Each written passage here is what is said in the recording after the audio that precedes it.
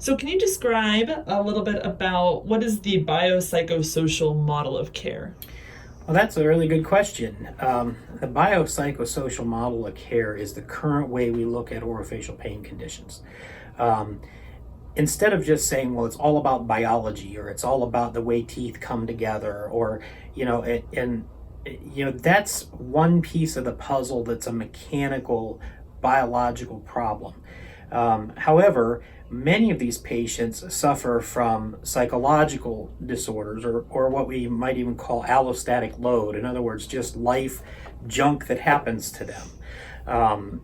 Stressors in their family, in their jobs, things like that. So a lot of times in the past, in fact, I was often trained that, these patients that have these weird pain conditions that you can't see a cause for in the mouth. Um, you know, they hurt here, but they don't tell you I hurt here. So you can't tell what that is. And a lot of times we were told, well, that those patients have just psychological disorders.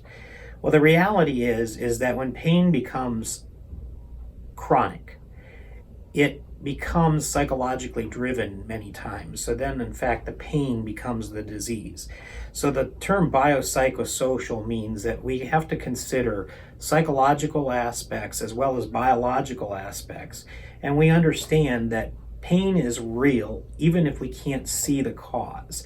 And that's why a lot of times we need to get into medications and work with physicians and other healthcare workers to be able to manage the biopsycho component as well, and as well as psychosocial, where we want to look at, okay, what kinds of things can they do, what kind of modifications can they make in their lifestyle to make things better for them. In other words, how can we help them manage their pain, let alone just trying to cure the pain.